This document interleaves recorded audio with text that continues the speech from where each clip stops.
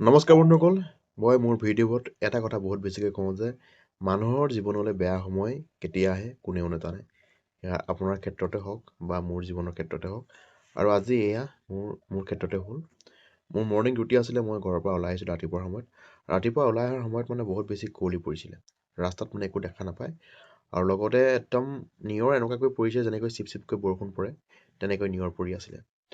আৰু মই স্কুটিত আহিছিলোঁ, স্কুটিত বেছি স্পীডত অহা নাছিলোঁ, 30 বা 35 মানত আহি আছিলোঁ, কাৰণ ৰাস্তাটো একো দেখা নাপায়, সেই গতিকে মই লাহে লাহে আহি আছিলোঁ। আৰু ইমান সাৱধানকৈ অহাৰ পিছতো মানে স্কুটিখন মোৰ শ্লিপ কাটি গ'ল। আৰু শ্লিপ কাটি যোৱাৰ কাৰণ এটাই, এই খৰালি সময়ছোৱাত কি হয়, মানুহে পথাৰৰ পৰাই হওক য'ৰ পৰাই নহওক মাটি ঘৰলৈ নিয়ে, আৰু মাটি কিছুমান দলিচবৰ ৰাস্তাত পৰি যায়। আৰু যেতিয়া সেই দলিচবাবোৰ ৰাস্তাত লাগি ধৰে আৰু তাৰ ওপৰত যদি বৰষুণ পৰে বা নিয়ৰ পৰে, তেতিয়া তাত স্কুটিৰ চকা পৰিলে বা বাইকৰ চকা পৰিলে ঘপককৈ শ্লিপ হৈ যায়। আৰু মোৰ ক্ষেত্ৰতো ঠিক তেনেকুৱা হ'ল।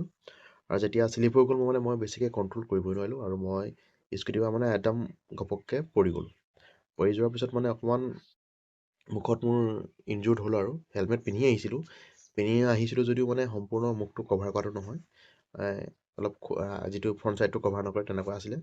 আৰু লগতে অলপ হাতত লাগিলে, অকণমান কিলাকিটিত লাগিলে, আৰু ৰাইট নিটোত লাগিছে অকণমান, মানে বডিযোৰ পেণ্টটো অলপ ফাট খালে। তথাপিতো মই 3টা লেয়াৰ পিন্ধি আহিছিলোঁ দেখি যেনিবা ভিতৰত ইমান দুখ নাপালোঁ বা হাতত ইমান দুখ নাপালোঁ। আৰু য'ত পৰিছিলোঁ তাৰ কাষতে এখন দোকান আছিলে, মানে ৰাতিপুৱা দোকানখন খুলিছেহে আৰু চাহ তাহ দিবৰ কাৰণে। দুজন ভাইটি আহিলে, ভাইটি আহি মেলি মোক সহায় কৰিলে, স্কুটিখন তোলাই দিলে, মোক উঠাই দিলে। তাৰপিছত মই এইটোকে ক'ব বিচাৰিছোঁ যে আমি কেতিয়াবা কি হয়, বহুত বেছি সাৱধান হৈ কাম কৰিলেও আমাৰ কেতিয়াবা জীৱনলৈ এনেকুৱা কিছুমান ঘটনা ঘটে যিটো আমি কেতিয়াও আশা নকৰোঁ। আজি মোৰ ক্ষেত্ৰতো ঠিক তেনেকুৱাই হ'ল। খালি মই ভগৱানক এইটোৱে ধন্যবাদ দিব বিচাৰিছিলোঁ যে বহুত বেছি একো নহ'ল, অলপ হালকা ফুলকা ইনজুৰ্ড হ'ল, এইটো কোনো ডাঙৰ কথা নহয়, নৰ্মেল কথা। সেইকাৰণে বহুত বহুত ধন্যবাদ দিছোঁ। আৰু এয়াই মোৰ 2026 চনৰ আৰম্ভণি হৈছে। আশা কৰোঁ আগন্তুক দিনবোৰত যে একো এনেকুৱা অসুবিধা নহয়, একো প্ৰব্লেম নহয়, সেয়ে ভগৱানৰ ওচৰত প্ৰাৰ্থনা কৰিছোঁ।